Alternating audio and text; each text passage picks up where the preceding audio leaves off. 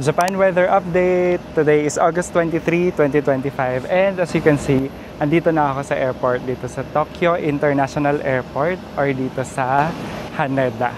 Ayan. So, this is Haneda International Airport observation deck. So, may observation deck pala, no?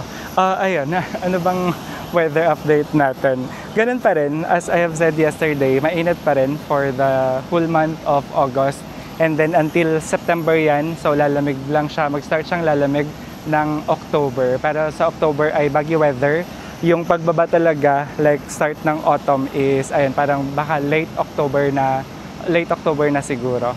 Ano na lang, sa mga darating in the next few days, August and September, ano naman, tolerable, I think. Makaka-survive naman kayo dito sa Japan heat and humidity. So, I think pag ngayong mga dates, medyo parang Pilipinas na siya. Kaya naman siya. Bili lang kayo ng cooling wipes.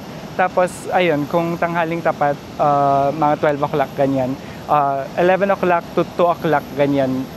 Yung diretso yung tama ng araw. Ano lang siguro, hanap kayo ng indoor activities.